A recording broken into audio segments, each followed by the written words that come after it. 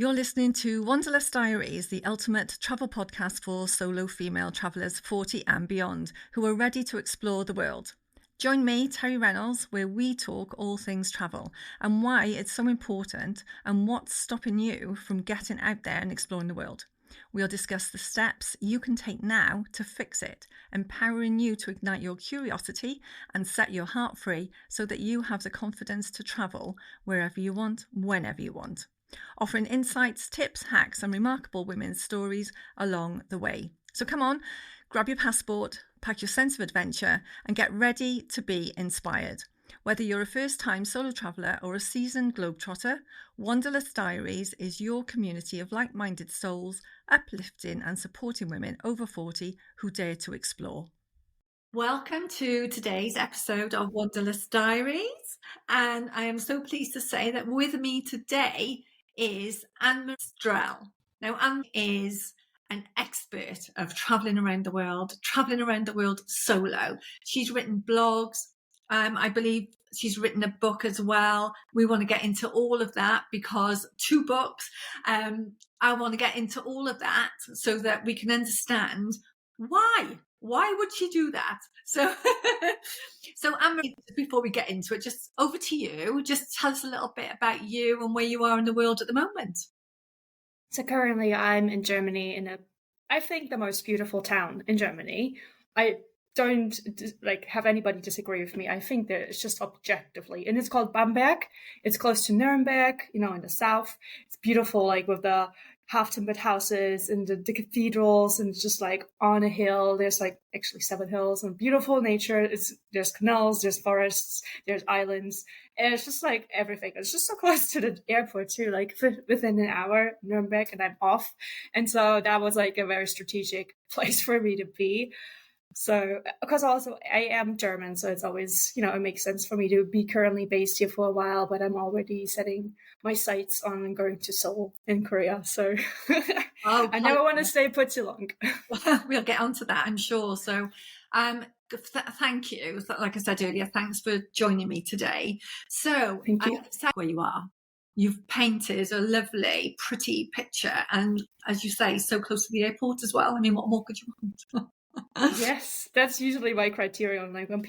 I've always said that when people ask me, before I graduated, where do you want to live? I'm well, it needs to be close to the airport.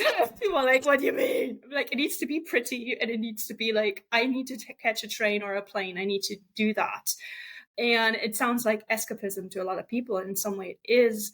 But that's what I love about travel. It's just this sense of freedom, of having some sort of control of how you want to shape your life, of having the possibility to just infuse that novelty if you want, because I love how you can have adventures in your own backyard. And I tell people that all the time, because, when you visit them and you find everything so new and fascinating, and they just go to the same places all the time, then I'm usually the one who shows them around their own hometown, because we kind of take things for granted. And I realize I do too. When I stay in a place long, then I'm just I can do it next month, next year. You're absolutely right. It's wherever you live, wherever you're based, you do become acclimatized to wherever it is. And that's over there. Oh, I'll go and see it one day. And the other thing is over that way. I'll go and do it one day. And then it's only when you get visitors come, you think, I really need to take them to show them all of this stuff. So yeah, I get that. Okay, so my first question to you is, you've told me that you traveled solo around the world for 8 years. So why? Why did you do that? And what inspired you? What motivated you? What kicked you off in desperation? Okay, let's start. Tragic backstory. Cue the origin story. Yeah, I had always been a typical type A, straight, A student, people pleaser, growing up with everybody knowing exactly what my path would be like, and me not being able to question it because they seemed very sure of themselves, and I was never sure of myself, so maybe they should know. And so I did, got all the good grades in school and university. I even lived abroad for a while to boost my CV. I studied here and I studied there, and I worked internationally there, and I spoke 6 languages. I don't anymore, but I just couldn't find a job at all. Germany was just so tough. It was like during the, recession when people were like, oh, we don't have jobs for anybody. And so I was constantly told, what can you even do? Like the job interviews that I attracted, and they weren't any good because I had zero self-esteem. I didn't even know what I deserved, definitely more than I got. And so I was just deep, deep in the hole of depression. And then I just got internship like in Sweden, which was great, which gave me the sense of travel again, which inspired me. And then I moved to, Germany back. And I even then couldn't find anything. And I got into an internship that I was bullied every day. Annemarie, can I ask, Annemarie, what age were you at this point? Well, at the point when I started my trip, I was 28, or like I was about to turn 28. And so I had this one day at work, like my granddad died and nobody cared. And I was told I needed to be at work and I couldn't get a grip of myself. So I was like, I take the day off. I'm just having a mental breakdown. And then work wasn't nice. I was like torn apart in front of everybody. They made up new stuff that I didn't know about. So they would shame me. And so I was just exploding in HR, and then I booked myself a one-way ticket to Australia because I was like, I'm done with it. I'm done with everybody. I couldn't get mental health support from friends and family because in Germany it's still very rough, like suck it up, that kind of mentality. And so I was like, I need to save my own self. Yeah. And so somebody sent me a travel blog by World of Wanderlust, and I looked at it and I was like, I can do that. And not in a like arrogant way, but I was like, oh my God, she just did it. And that's what she created. And I'm like, I've run blogs for all of these places I worked at. I know how to write. I know to do photos. I do a little bit of SEO. Like I've already done all of the things. I can do it. So like I got myself working visas for Australia and Japan and a one-way ticket. Wow. Without any plan, because at that point I had no emotional capacity and no energy for anything.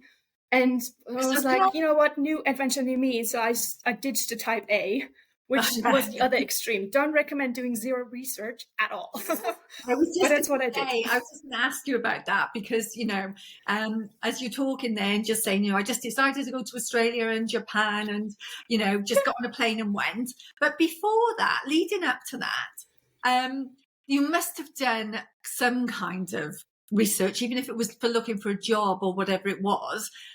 You did nothing. Okay. So there's no, I landed in Hong Kong. That was like that was like a stopover. And I was flying over Hong Kong and I looked down and I was like, I had no idea Hong Kong was these thousands of tiny islands. I looked at him like, is this the right country? Like, that's how far my research went. And the first thing I did was just like rocking up on top of this mountain on Lantau Island, which was completely covered in the fog because it was like 6 a.m. And I couldn't find my hostel because I was in the middle of the jungle. There was no actual path. I had to like go through the bush, and there was like a mesh fence. And somebody just came to me and it was like, you can't check in before 2 p.m. because like I didn't know because like I said, zero research, didn't even read the fine print. And I was just like ditching like my suitcase, hoping this woman actually belonged to the hostel. I was like, where'd you go? And she's like, just go back down, like just check out this Tayo place. And I'm like, sure. And then some random person came up to me, he's like, do you want to take a boat ride? I'm like, okay. So I just got into a stranger's boat and we were just heading out to sea. And I was like, what am I doing? Like, this could be a person abducting me and I would be happily going into a random person's boat. And, so I was completely beside myself. And it turned out to be a dolphin tour. So everything was good. Nobody took my organs, nothing. But I had to learn really quick to first really trust my guts, to be like, not this person, not this boat. Or like, I can do the thing. I can trust myself, or I can trust certain people.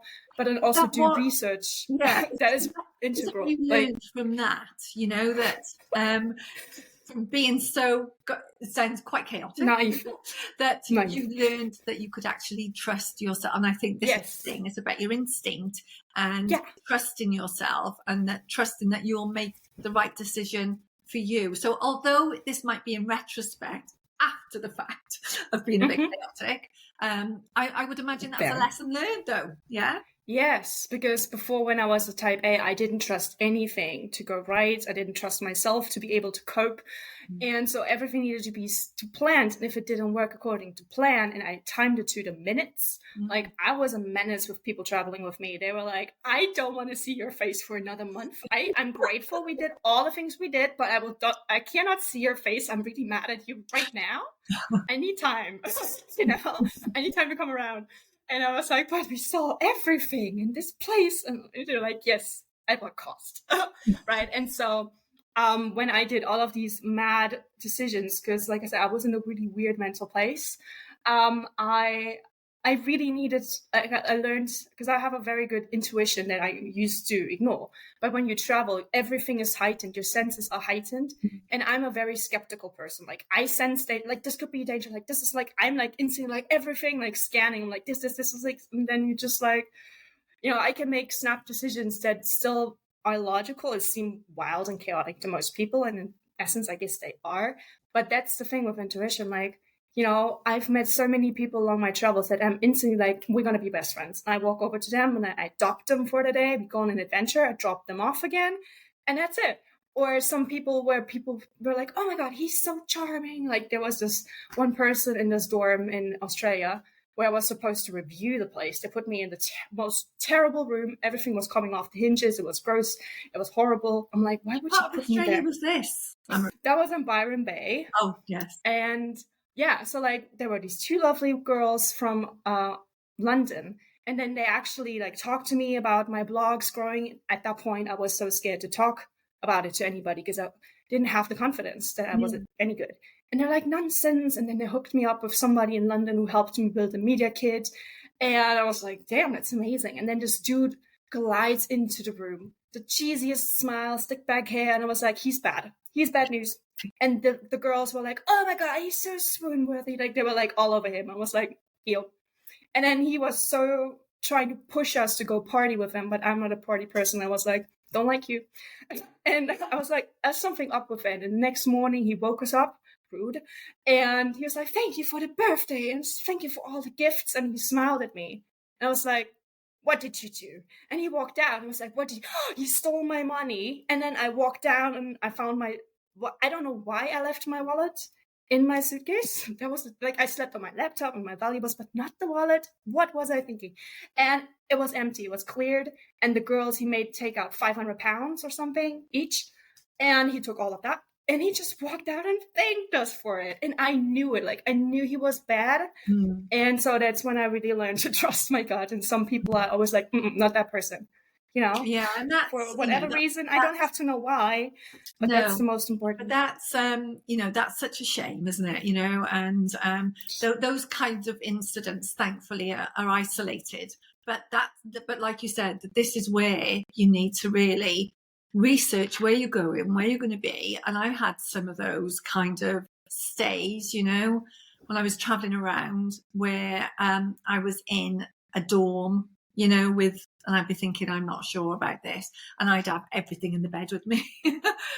Everything in the bed with me, because my instinct just told me whatever it was, and you must always trust that, must always trust it. So so that's a great story to pass on. And it's a horrible way to learn. So how did you come back from that? Well, I just had to move on. Like the problem was I never carry cash with me. I always have my credit card and then I have a backup credit card and like I hide them. And I always make sure because I have ADHD, I find things so easily that I forget them. Like if I don't see them, they don't exist. So it's like no more than 3 bags at me at any time. Everything needs to fit so I can like grab it real quick if I need to. And I have like these certain areas where you split your cash in certain ways. You always use any kind of locks you have. There's special suitcases and wallets that bounce off any people scanning your credit cards. Those things are important, or like having the locks but like the proper ones. And like suitcases can be slid through like with the people pry it open with the zippers. Like so there's so many tricks where you can get actually like really invest in good protective gear where you are not the easiest victim. That's usually like the main thing is don't be the easy victim because they will go to the other people. Yeah. So like never put anything outside in the pockets, never keep it where it's obvious, don't flash your valuables, which includes beautiful jewelry, and then always ask, there's forums for women traveling, like on Facebook, like where can I stay? And then at one time, can I walk around by myself? Because I've done those mistakes as well, where I was like, oh, I feel pretty safe. And then suddenly it's suddenly turning like 6 p.m. and you walk around and like there's a shift. And I don't know what it is, but like I'm very sensitive. Suddenly it's like the shift going on. I'm like, oh, no, I'm not safe. What's going on? And then I tell people after the fact, like, yeah, I was walking in this district at that time. They're like, thank God you're alive. I'm like, oh, I should have asked them before I just wildly blue-eyed wander around, because people would be like, don't go near the train stations, don't go to this district, or like, don't stand there at this time, or like, this is a tourist trick. Always ask at reception. They know things. Yeah, exactly. Yeah, absolutely do that. So this was in Byron Bay. So what were you doing there? Were you doing anything particular, or were you just traveling around at this stage? Well, I was traveling around, and I also wanted to do surfing, which I really, really am bad at. Yes. Again, it's always good to listen to the experts. And I have had a lot of people always like be snobby about it. Like, like, I don't need to watch for riptides. Like, I'm good at, and then you're like, drifting, and you're like, why am I so far from the beach? You're like, oh no, there's a riptide next to me, swim away, right? Like, that's not fun. Like, you always need to listen to people, always listen to instructions, and like, be prepared. Like, the sun can be really bad. Like, I got the worst sunburn because swimming and you don't have any wetsuits, and just sun lotion's never enough. Like, listen to the experts. Don't be cocky ever, so that's, because like, it can be fun. You just need to know what you should and definitely do, and then you just listen to it. Yes. Like, sometimes, like, at one point I was walking in Cape Town in South Africa for Bo Cup with the beautiful colorful houses, and I found this beautiful restaurant online and I wanted to see it, and so I was trying to find the streets, but I don't even know what happened. This place didn't even exist. So I was walking around and didn't find it. And I asked this mom, she was walking with her kids. It's always like, if you are lost, find a mother, or like maybe a biker, or like, don't find a random lone man, usually. Anyway, so I was walking to her and she's like, oh my God, girl. She grabbed me and she like dragged me around the district and put me on the other side of the road. She's like, no, you're safe. Stay here. And I was like watching her walk away, and then I would just sneak back in to find this restaurant, and she would spot me and always like drag me, like, you're safe here, you're not safe over there, can you please stay, lady? And I was like, okay, so like, don't be dumb, don't be like me. So where did you end up after? How long did you stay there, and where was your next port of call? Because we're talking that you were solo traveling for 8 years. I was splitting around, like, in total. I've been traveling to 40 countries, so I'm just like enough, like, here and there. It's a whole journey. So was it, because you mentioned your ADHD.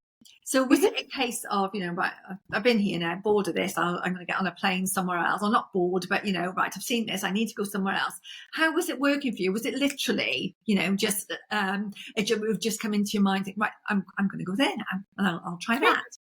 Yeah, I just learned to be so flexible and follow urges. Like, also, I don't know if anybody listening to this knows about human design.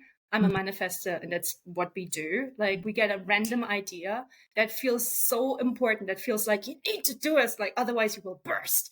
It's not just a random like idea, whatever. No, it's like called an urge. And like, when that drops, you need to like act on it right away.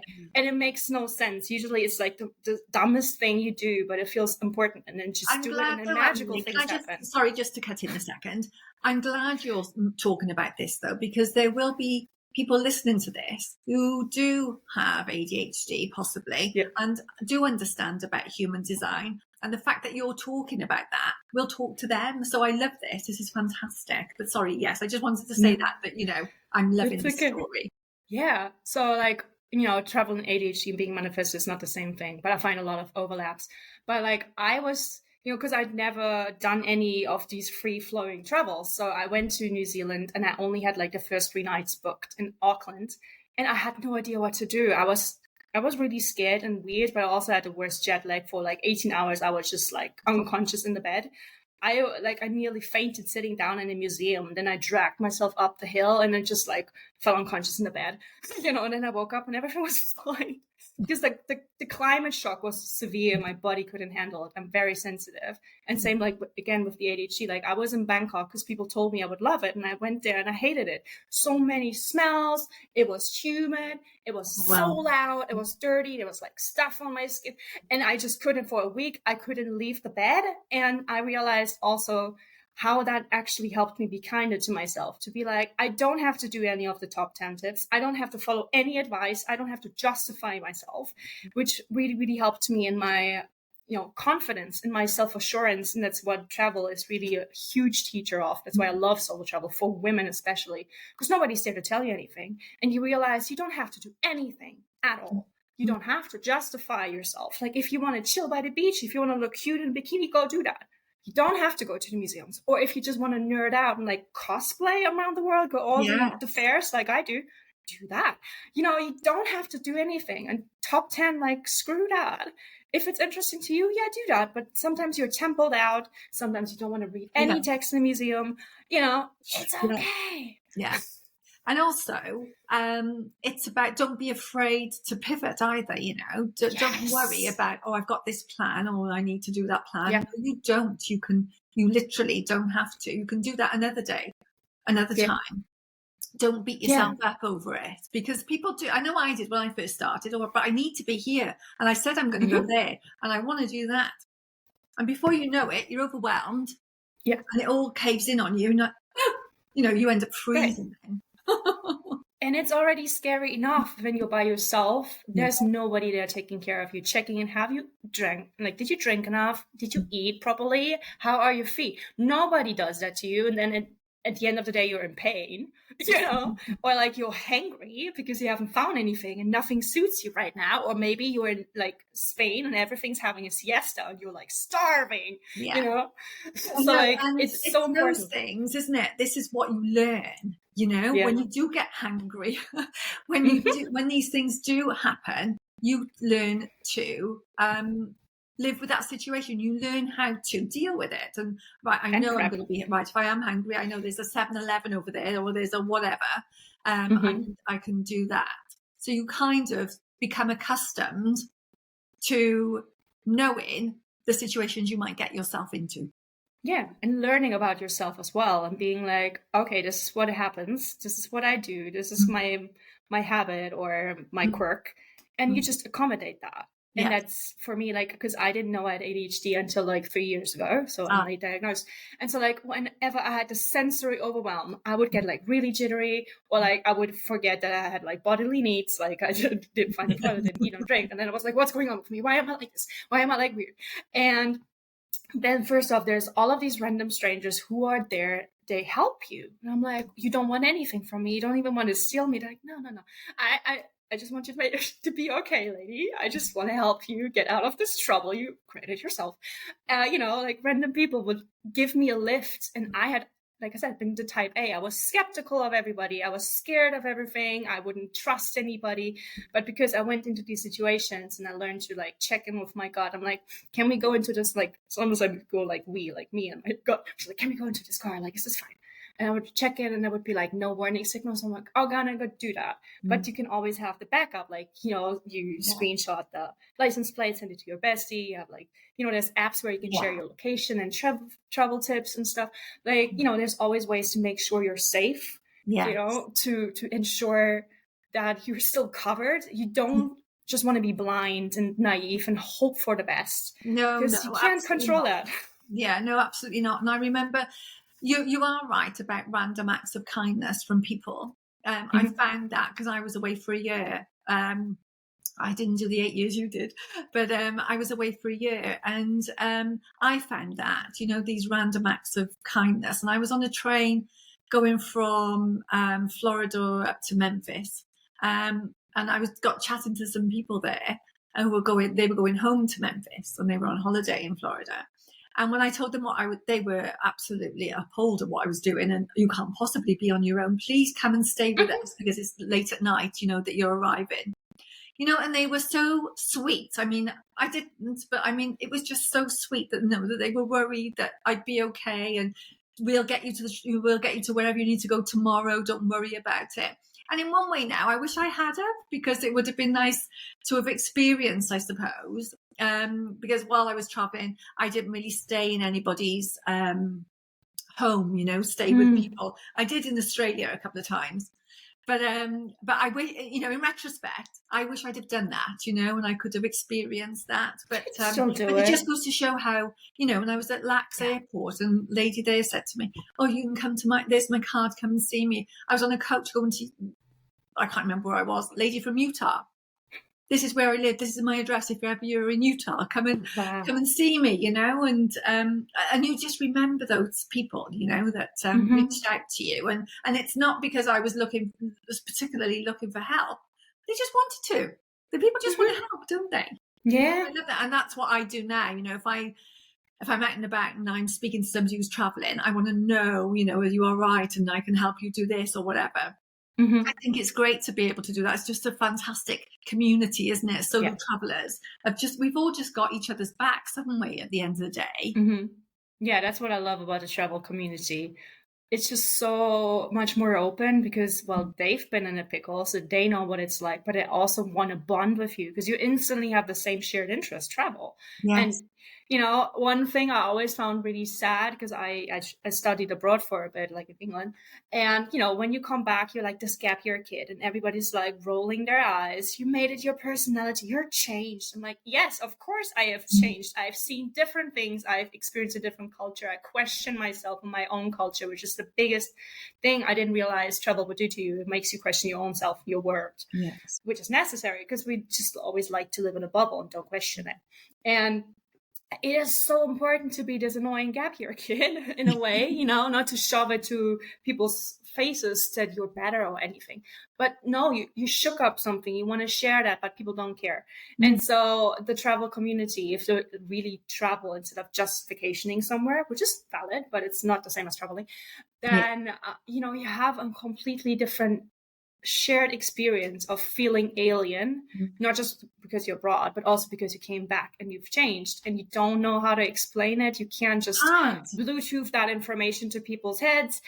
People can't relate. And then, often people ask me like, where is this top from? Or like this thing. And I will answer a town, like this is Tokyo, this is Osaka. And people are like, ugh. I'm like, what? For me, all of this is a souvenir. People I look at a clothing item and I remember exactly when I bought it, where I bought it. Amazing. I don't remember all of the H&M pieces I bought in Germany. I don't care. But every single thing I've bought on the road is so precious to me. And I can give you a travel story. And,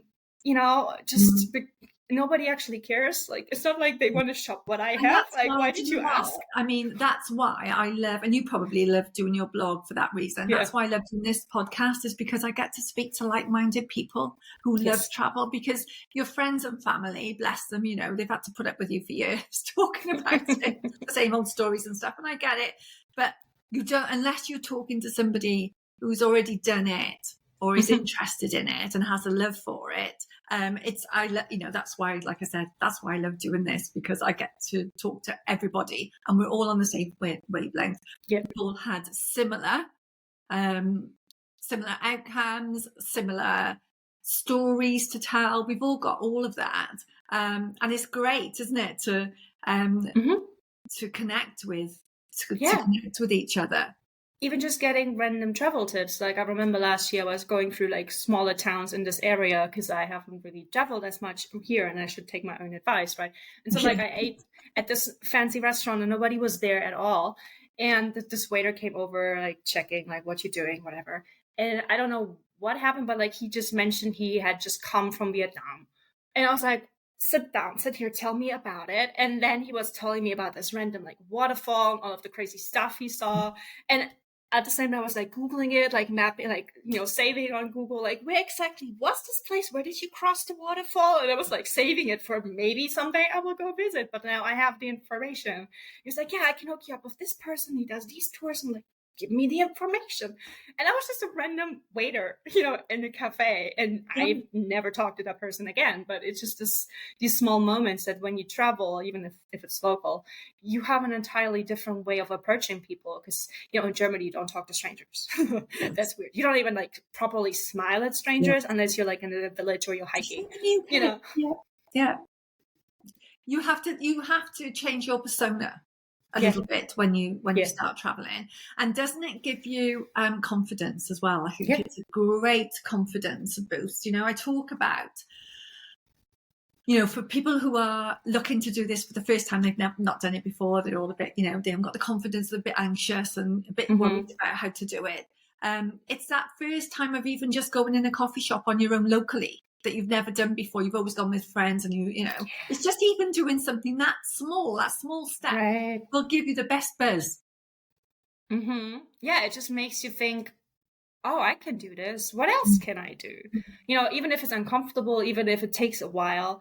Because when I traveled by myself, I always, almost every day, would find some women in a group and they would spot me, and then I would talk to them somehow, and they'd be like, I could never. It's so cool that you're doing this by yourself. And then they would repeat to themselves, I wish I could, but I can't. And I'd always be like, yes, you can. If you can go, queen, just go find a train and go into the next neighbor town, whatever, take your bestie or don't, but just go for it. Try it out. And then half a year down the road, because, I showed them my travel blog and whatnot, they would send me an email. They'd be like, today is my first day in a new city by myself. I'm on a weekend trip. It's a spa. I'm like, great. Whatever works for you. Amazing. Because we always, especially women, we constantly get scared, especially by the media, about this country having all of these rates of, I don't know, thievery and robbery, of all of these statistics. Yeah. That's important to know. But it doesn't mean that everybody's out to get you. And then usually that could also happen where you live, especially because you already are so familiar with everything. You're on autopilot. You have your routine, which is always dangerous. If people know exactly where to be at this point, if you share all of your location, tag everything, if you always share your life stuff on social media, that's really dangerous. Yes. Absolutely. And that's something you learn along the way. I mean, back in the day when I did it, we didn't have the internet, we didn't have mobile phones then. So I didn't have that issue. But what was I going to ask you then? You'll find this. I do this very often. I have a question in my head and then it'll suddenly disappear. So I was going to talk about those first steps of when you take that first journey on your own is such a confidence boost that once you come away from that, you literally, it's like, right, what am I going to do next now? Because it does, and when somebody's listening to this, for me, I was 39 when I went, and I went around. I'd only been abroad once, and that was when I was 38 on my own with a friend, and I was 38. So I went off and did this for a year on my own at 39. And I know on this podcast, I have women of all ages. But the thing is, the theme running through it all is that we all had to start somewhere. We all had those kind of we've all had those anxious moments. And that you do get over it. You absolutely do. So it's about just live through it. Just get through it. Because at the end of the day, if you're just going into a coffee shop down the road from you, all you've got to do is to go in there, turn around and walk out if you really can't cope with it. Just to let everybody know that it really is, it affects, or doesn't matter what your age is. And I was looking at some stats a week or two ago. And the highest percentage of solo travellers are women who are over 60. I can't remember the percentage now, but the percentage is a lot higher than men doing it. But it's that age bracket as well. I think the gap is closing, but it's that age, and I'm guessing it's retirement, that type of thing, and we've come out of the pandemic. But it's interesting that it doesn't matter what your age is, that we all have those feelings of, whether it's about the research, do the research, read wherever it's going to go. Too much. So it's crippling. Yeah, just do it though. Isn't it? Because you don't want to. And I was talking to somebody last week, and they were saying even the weather, because you're going off to a new place, and they hadn't researched what the weather would be like, and they'd gone into torrential Yeah, Almost that's important. Yes. Shoes and jackets are the most crucial thing, and then just like, if the more you travel, the more your wardrobe changes. Like now I only have like outfits that everything is combinable. Like I don't plan any outfits at all, but everything matches in some way, right? I have like, I pack for like 7 to 14 days, and then I just go wash the stuff. Or sometimes I take the rattiest clothes I have, and I go to a new place, and then I just, slowly replace it with local things I find. So, I can still wear stuff, because sometimes, especially if you're staying in hostels, the laundry machines, they might eat your clothes. I know. So don't travel with the nicest. I've experienced that. I've lost things in a in a hostel washing machine. I don't know how, but you do learn. Yeah. So do you okay. carry a backpack? Is it a backpack you have that you take with you? Not anymore. I used to I started with the backpacking. I've still got my original one. I think I threw it away. I don't know. I think I did. It was really gross, honestly. I made the biggest mistake, because, when they say you're going to go backpacking, I took it literally. I thought, like, I have to have a backpack. And in a way, it makes really sense, because a lot of places, you can't just lug and, like, roll your suitcase. Even if you go to, like, Tokyo, the metro is so difficult. There's, like, stairs everywhere. I don't know what people in wheelchairs do. So like you just lug it up, or like London, if you go at the wrong metro station, suddenly you have to carry the suitcase. Anyway, so like having a backpack or something where you can like sling it over, or like something that you can actually carry. Usually there's nice people who might help you, and you just ask people, you can just ask. And then men will be like very like, oh, chivalrous, and they were like, yeah, I can carry it for you. And then usually they get like, this is way heavier than they expected. I always like to see that reaction on their faces when they don't underestimate me. But yeah, a backpack is really important to first off have all of your essentials on the plane in case anything gets lost. You still have everything you need, the basics, especially valuables. But then the suitcase that's maybe in some way convertible, but also like slash safe, But again, do the research. Like, do you actually need one, or maybe you can just have a suitcase and lug it around? That'd be fine. It depends, doesn't it? It depends what type of trip you're going to take, how long you're going to be, all of those logistics. And I've got a freebie, a little ebook on all the tips and hints, and I've got links in there as well too, like looking at backpacks, looking at those safety alarms as well that women can carry around. And I've got links to all of those things, and you can just go and have a look then and see what's best for you and what it is you need. Can we talk about your blogs then? So what are your blogs based on? And what I'll do is, with all your links to your blogs, for your books and all of that, I'll put them in the show notes so that people then can come along, click on the link, and then go and have a look for themselves. So tell us a bit about your blogs.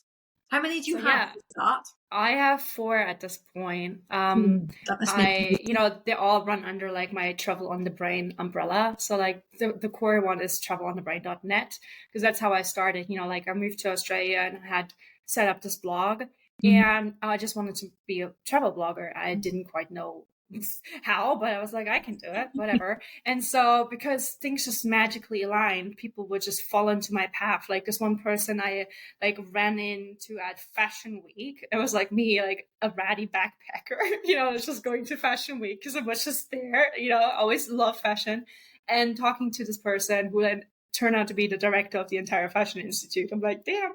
And he just printed business cards for me. He's like, you need to tell everybody about it. And then, like I said, the beautiful girls who are also robbed like me, they helped me make a media kit. And the next person helped me build my repertoire, like pitch to people, whatever. So like, it's really cool that way. But I realized the core idea of my travel blog was that I wanted to help people, like help women get that confidence and get those information that I didn't have because, well, maybe I didn't do the research properly, but also I want people to know all of the beautiful things and more beside that. When people ask me or tell me, oh, I love Sweden, it's the best country in the world. And I'll be like, yes, it's awesome. And then I will give them all of the worst things that happened to me or that I've heard. And like every country, like there's no exception. Like every country, I give you the bad and the good. So you know exactly what you're getting into, what the trade-off is, because you always get both, right? And if you are traveling as a tourist, you might not see anything. You might be very, very scratching the surface, and that's when a lot of people come and pretend they're an expert. It might be very limited as well. So if you're booked on a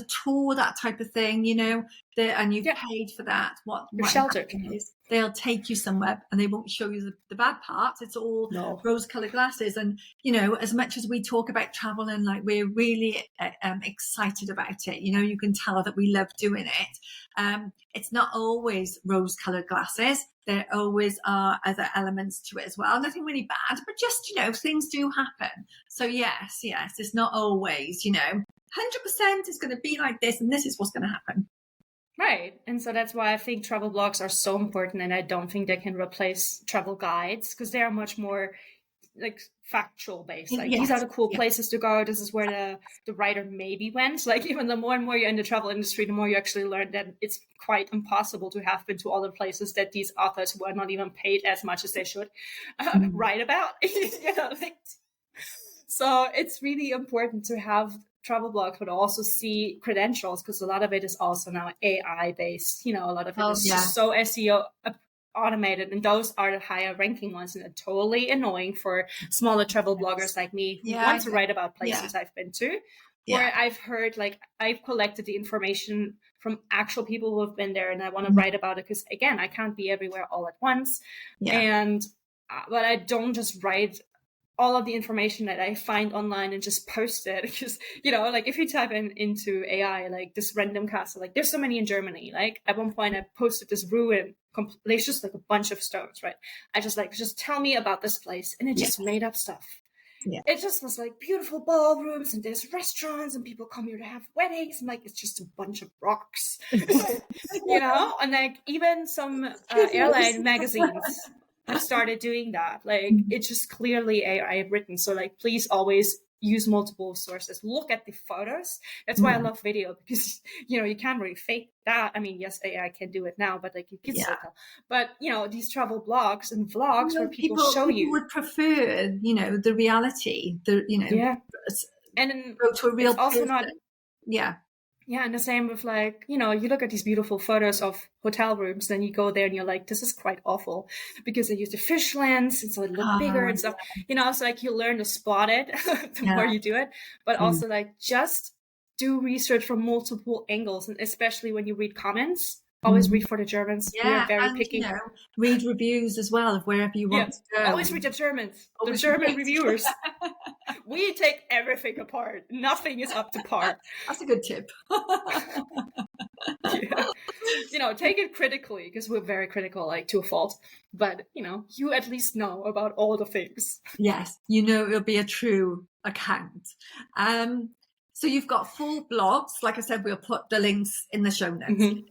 And so tell me now about the books you've written as well, because like, I'm really interested in writing a book. I started writing it, you know, a while, because I really think that my account of what I did, you know, back before, you know, pre-blinking internet and mobile phones and all of that, you know, I think it would be a nice book to write.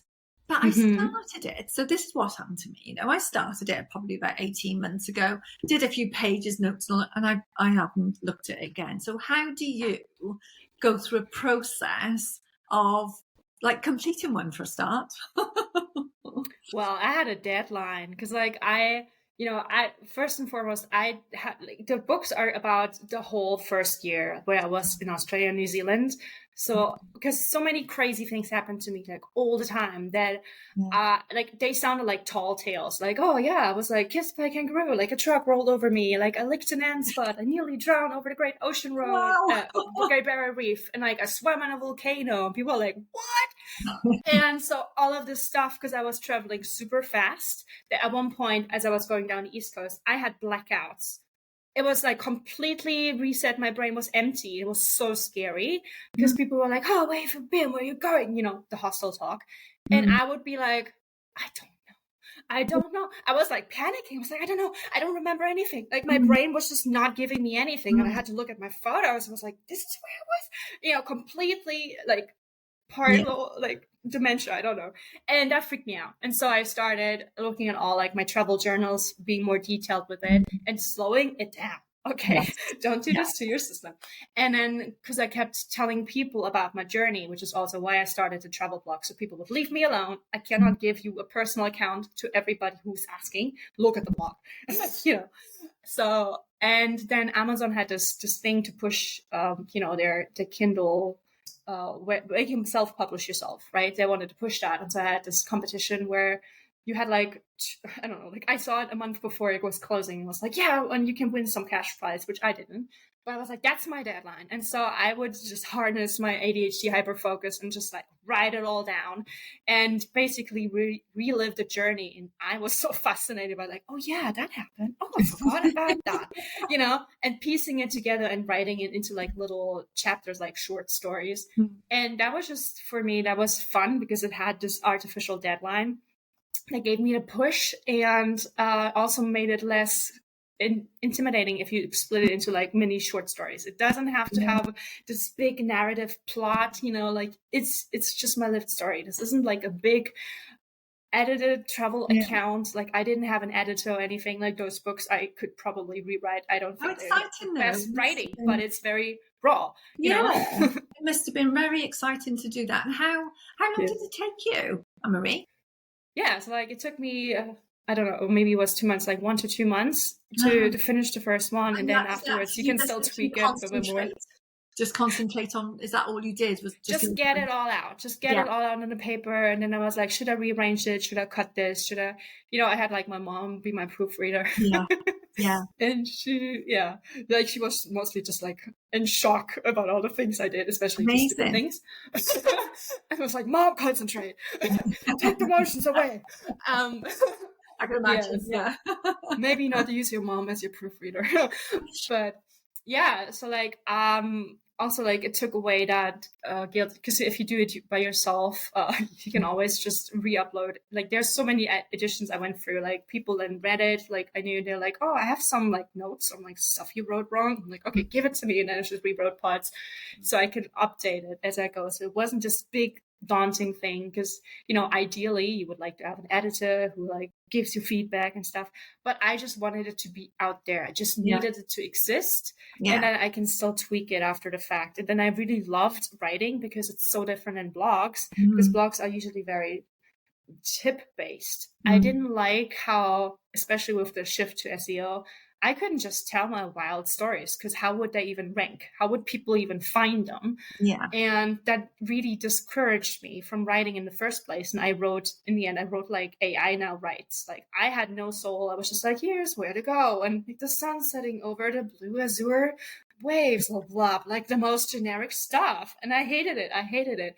And so doing the book was refreshing, because suddenly I could like be super poetic and like descriptive.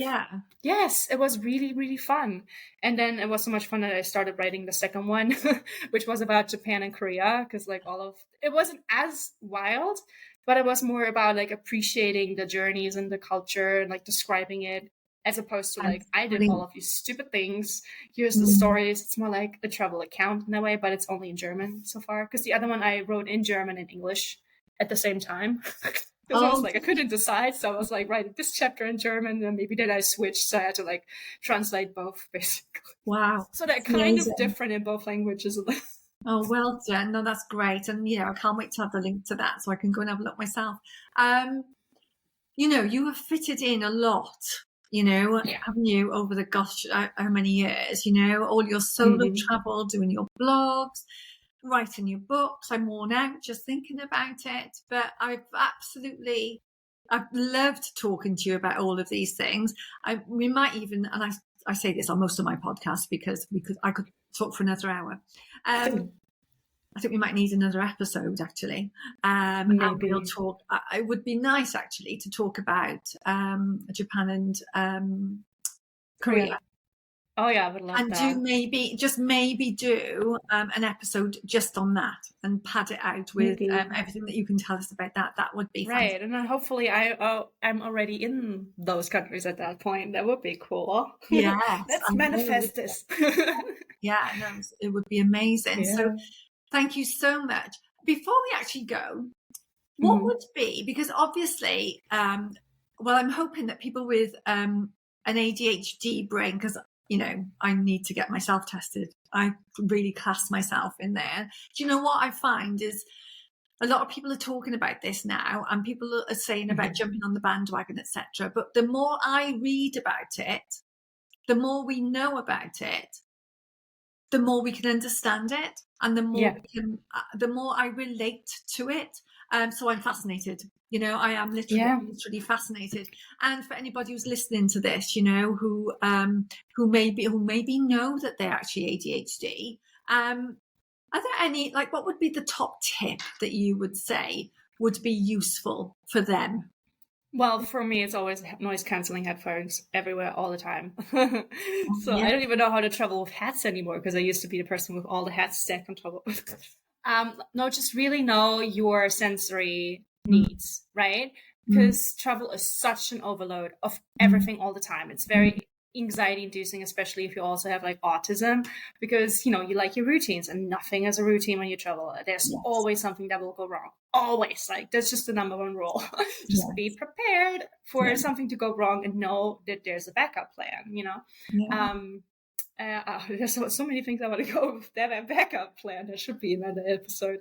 But yeah, your sensory needs, and then heed them. When you realize you're getting weird for whatever, it's too loud, it's too smelly, it's too bright, you need to retrieve and remove yourself and be okay with that. Because, for instance, the first time I went traveling after my diagnosis was New York City, which is, you know, one of the hardest places to be, because I had like the weirdest meltdowns in New York City. Like, I was like manic. Like, I was just like, oh my God, everything's beautiful. And the next thing I knew, I was sitting in McDonald's crying from the overload. And I was like, what is going on? And people don't care in New York. It's like, it's okay, but also sad. And then when I went back knowing my needs, I would be like, oh, I hate the smell at Times Square, because suddenly everything smelled of weed. And so I was like, I found myself in all the parks. I suddenly like hiked a mountain in New York City. There's like beaches in Rockaway. Like, you just need to realize what you need right now. Are you hungry? Do you need food? Do you need water? Like, get those sorted. Is it too loud? Headphones on. Is it too bright? You know, wear like darker eyeshadow, like put your sunglasses on, make sure they have no weird reflection going on. Like, really take care of yourself. If you've got, you know, cute outfits, but you feel the label all the time, or the you know, the seams or whatever, just like throw them out. Don't ever wear them again. Be comfortable. Wear beautiful like stuff, but it needs to be comfortable. Your comfort matters the most. You cannot just be looking cute and suffering with the sensory issues. So like, that's really important, and that's different for everybody else. And you might find a lot of things, especially when it comes to food, where people are like, you need to try everything, and then you just look and you're like, the texture will set me off. I will not try this thing. You need to be okay with yourself. And, you know, people have their emotions. That's not your problem, you know? So like, the rejection sensitivity can be a problem, but you need to be like, my needs are important, and nobody's there to advocate for you. So maybe you can anticipate that. If you need to look at the menus up front, you know, whatever your needs are for how strict and flexible you are, you can try it out. You don't have to know it. You know, that's, again, with the trouble of finding yourself. Take yourself on dates and figure out how you like things. And then just disregard or take it on. It's an experiment. Yes. So just literally check in with yourself as you're going along. That's even set an alarm if you need to. You know, listening to all of that there, I'm glad that, you know, you listed those then within this podcast for anybody listening. So thank you for that. I really appreciate it. So thank you so much, Annemarie, for joining me today. It's been absolutely fantastic. And as I said earlier, we'll put all of the links to your blogs, your books, etc., in the show notes. And if anybody wants to contact you at all, how's the best way to reach you? I mean, on the blogs, there's the email. I'm on all the social media accounts too. So, you know, the best way is to just then send me a DM in the whatever social media platform, or just an email telling me why you want to reach out, so I don't like mark you as spam or something. You never know. Just like tell me where you found me, why you want to talk to me, what you want. You may get may well get some interest, you see, now, especially maybe because I love. You know, I've always thought, listen to this and they realise, you know, ADHD, they think they are themselves. They may want to reach out to you from that perspective, or from any other reason. who knows? But at least exactly. We'll have all of that in there in the show Yeah. notes so that they can reach you. So thank you, Annemarie. It's been a fantastic episode. And that's all for today. We'll see you next time on Wanderlust Diaries. Bye. And that concludes this episode of Wanderlust Diaries, celebrating the fearless spirit of solo female travellers who are 40 and beyond. I hope you found inspiration, valuable insights, and a renewed sense of wanderlust. Thank you to all our incredible listeners who have joined us on this exciting journey. Remember, age should never stop your quest for adventure, because the world is waiting for you to explore its wonders. And don't forget to join our community on social media to connect with fellow travellers, and subscribe and review us on your favourite podcast platform. All links are in the show notes. Keep dreaming, keep exploring, and stay fearless. Until next time, this is Terry Reynolds signing off from Wanderlust Diaries. Psst, don't keep me a secret. Please tell your friends and fellow travellers.